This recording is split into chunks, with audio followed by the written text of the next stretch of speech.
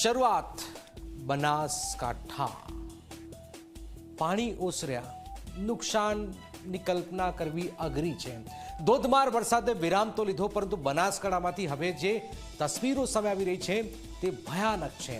તબાહીનું તાંડવ એવું મચ્યું છે કે નથી ઘર બચ્યા, નથી દુકાન બચી, ચારે બાજુ માત્ર ને માત્ર નુકસાની છે.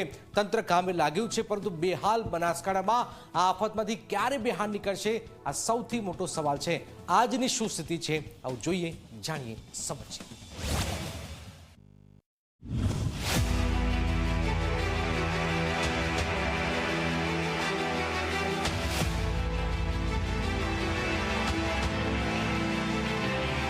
બનાસકાંઠાના સુઈ ગામમાં 17 ઇંચ ધોધમાર વરસાદે તબાહી મચાવી છે. વરસાદે વિરામ લીધો છે, પરંતુ તેની પાછળ છોડેલી તબાહીનો તાંડવ હવે સામે આવી રહ્યો છે. શેરીઓમાં હજુ પણ ઢીંચણ સુધી પાણી, દુકાનોમાં પલળેલો સામાન અને વેપારીઓની આંખોમાં નુકસાનીનું દર્દ.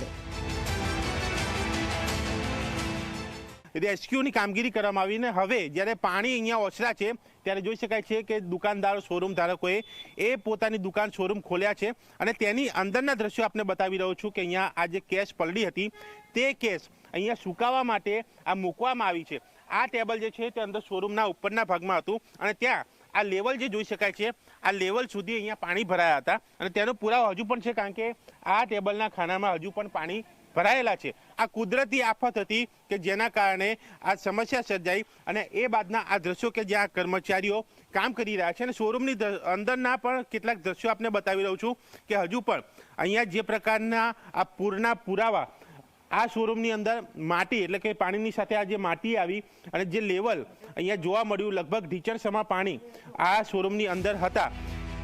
સુઈ ગામની બજારોમાં પાણી ઓસરવાનું શરૂ થયું છે, પરંતુ નુકસાનનો પાર નથી. વેપારીઓએ દુકાનો ખોલી, પણ સામે આવ્યું છે ખાલી હાથનું દુઃખ. દુકાનોમાં રહેલો સામાન પાણીમાં બગડી ગયો, નોટો પલળી ગઈ અને આજીવિકાનો આધાર ધોવાઈ ગયો.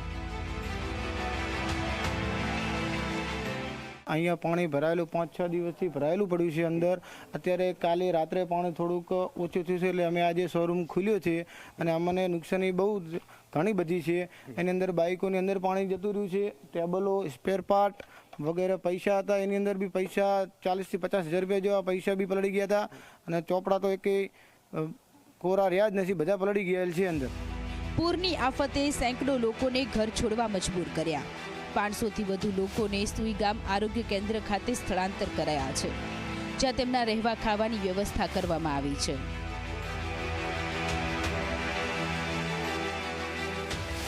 જ્યારે 2015માં પણ અહીંયા પૂર આવેલું છે સુઈ ગામમાં, એનાથી પણ વધારે ખરાબ પરિસ્થિતિ અહીંયા હતી. લોકો અત્યારે જેટલા બી અમારા આજુબાજુના જે બાળકો છે, એમના માતા પિતા છે, તે બધા સતત 5 દિવસથી અહીંયા છે. ગામના બધા જ વસ્તી જેટલા બી મદદગાર થયા એટલા થયા છે. હેલ્થનો બી પૂરો સ્ટાફ અહીંયા 5 દિવસથી ખડે પગે છે. જમવાનું બી અહીંયા મતલબ હોસ્પિટલમાં જ બધા માટે પૂરું પાડવામાં આવે છે અને ગામવાસી બી બધા જ મદદ કરવા જેટલું બને એટલું. પાણી ભરેલા હતા છતાં બી એ ટ્રેક્ટરો લઈને બી અહીંયા સુધી રાશન ને બધું કર્યું છે. પાણી ઓસરતા તંત્રએ રાહતની કામગીરી શરૂ કરી છે. ભાભરથી મોરવાડા જતા રસ્તાનું સમારકામ શરૂ થયું છે, જેથી વાહન વ્યવહાર ફરી શરૂ થઈ શકે. ખેતરોની હોલ તૂટવાથી ખેડૂતો પણ મુશ્કેલીમાં છે, પરંતુ હવે રસ્તા ચાલુ કરવાની કામગીરીએ ગતિ પકડી છે. સરકારી તંત્ર કામે લાગ્યું છે અને જે ગામડાઓ સંપર્ક વિહોણા હતા તે ગામડા સંપર્કમાં આવતા ત્યાં રેસ્ક્યુ ઓપરેશન હાથ ધરાયું અને સાથે જ વરસાદ બંધ રહેતાની સાથે સરકારી તંત્ર જે પ્રકારે અહીંયા કામે લાગ્યું છે. અહીંયા જોઈ શકાય છે આ જે કટાવથી એટલે કે ભાભરથી કટાવ અને મોરવાડા તરફ જતો આ જે રસ્તો કે જ્યાં પહેલાં કામગીરી ચાલતી હતી પણ વરસાદના કારણે કામ બંધ રહ્યું, એ જગ્યા ઉપર વરસાદના કારણે રસ્તો ધોવાયો. એ રસ્તો હવે અહીંયા સરફેસ કરવા, રિપેર કરવાની, સરખો કરવાની કામ જે છે તે ચાલી રહ્યું છે. સુઈ ગામમાં પાણી ઓસરી રહ્યું છે, પરંતુ નુકસાનના ઘા હજુ ઊંડા છે. વેપારીઓ, ખેડૂતો અને સામાન્ય નાગરિકો આ આફતમાંથી બેઠા થવા મથી રહ્યા છે. તંત્રની રાહત કામગીરી ચાલુ છે, પરંતુ સુઈ ગામના લોકોને હજુ લાંબી લડાઈ લડવાની છે. Bureau report, Zee media.